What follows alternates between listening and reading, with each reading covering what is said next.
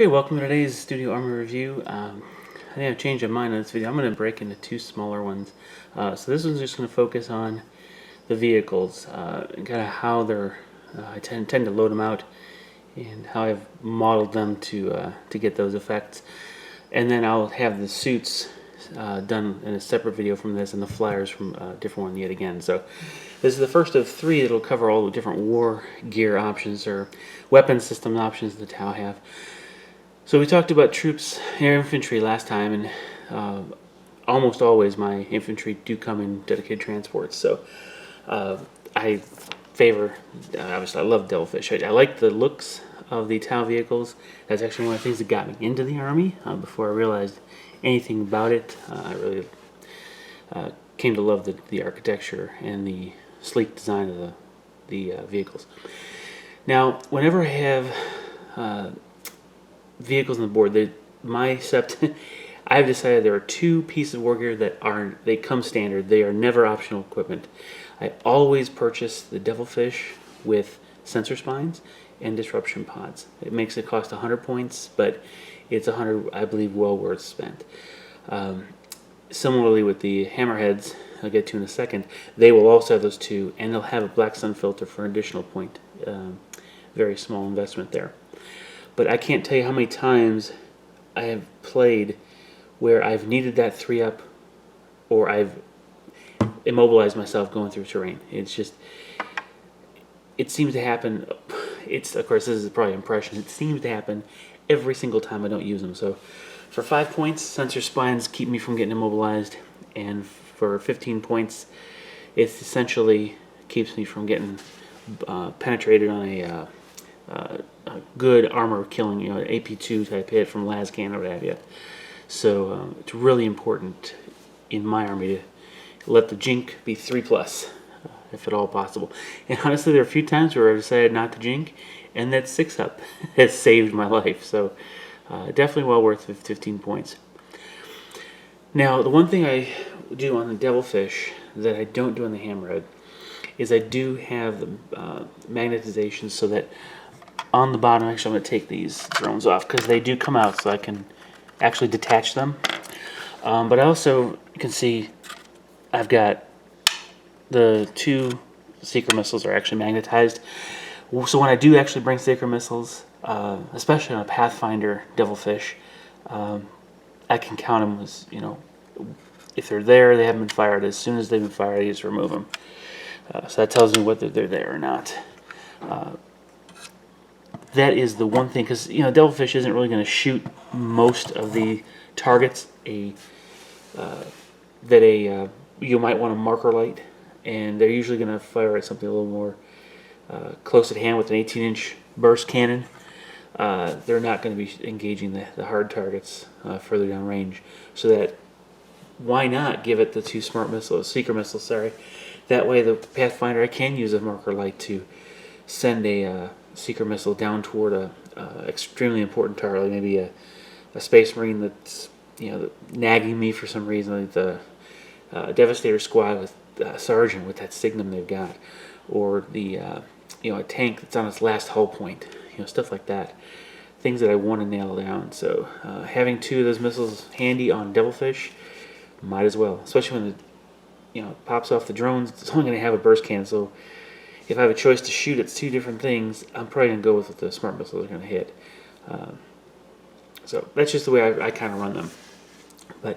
So 80 points plus the, in my terms, mandatory upgrades make it 100 points. That's well spent to try to keep my infantry alive, doing their job, whether it's getting them to a different part of the battlefield or keeping them alive long enough to continue to secure Maelstrom objectives as we go. Now, the other vehicles, obviously, are the Hammerhead style. And I only have two hulls. I bought one, this one here. It came with the railgun glued into the turret top. So I was pretty much stuck with that one. This one I actually built from the kit, and so I actually made the gun and turret removable. So I actually did magnetize this one so that if I needed to, and decided to run two railheads, I could just simply swap that out. Or if I felt like going to the extra, actually putting some anti-air down, I've got I can have a Skyrape on the other. There's the so one hull. I can do all three. I don't know if I'd do that across the board. I think I would rather have dedicated because you know, a dedicated model, so that if I could have 3 Skyraids if I really needed 3 Skyraids and not sacrifice the other Hammerhead units if I needed to. So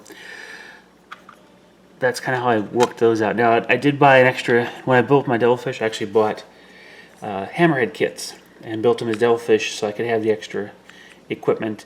I've got another extra cannon here. I just glued it together. This swaps out for that railgun, and so I can have 2 ion cannon Devilfish, or sorry, Hammerheads if I want. And I'm working actually on a Tau themed, for what they call it, it's the emplacement, the battle cannon emplacement that they have for those the fortifications. I honestly forget what that's called, but the battle cannon stats are large blast, strength 8, AP3, which is the exact same stats as an overcharged ion cannon.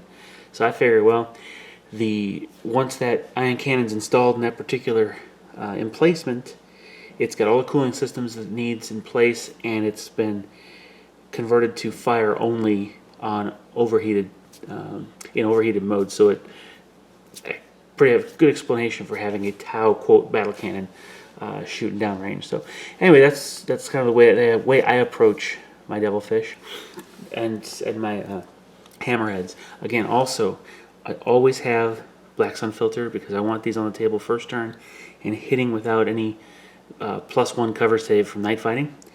I always have Disruption Pods because, again, a 3-up Jink is extremely valuable, and especially if I'm sitting in ruins, obscured by ruins, that's a 3-up and I don't even need the Jink. Then always Sensor Spines, again, so I can get into the ruins and not have to worry about being immobilized. That's just the way I like to run my Hammerheads. I am going to get a few more of these. I don't know that I will ever run them in squadrons, though. I am a firm believer that squadrons are very dangerous because with the wounds cascading, it's not really a good idea. You can lose too many vehicles in one round of shooting from one unit. So forcing, kind of like it's the multiple small unit theory. If you have 3 tanks in separate units, an entire weapon unit has to fire at 1 tank at a time in order to pop all 3. So they can't do it all in one turn. So again, that's just the way my army rolls. I prefer that particular theory approach to this, but that's the way this particular Tau army works. So, and the one thing I also do I'll mention now is, you'll notice on the Hammerheads, the paint scheme, it's not a true camo pattern. It's more of a panel color with the dark jungle over the avocado. Certain panel areas are covered. Whereas on the Devilfish, they actually have more of a camo scheme to them. That is something I chose to do to differentiate between my transports and my tanks. So it definitely was just a choice I made aesthetically. And I honestly don't know which one I prefer, so I'm kind of glad I have both. They're both fun in their own ways. So that's my Tau skimmer vehicles. I have one other pair of vehicles that I'm going to go over when I talk about my crude army. You'll see why later. So comment below and anything, any aspect of this video.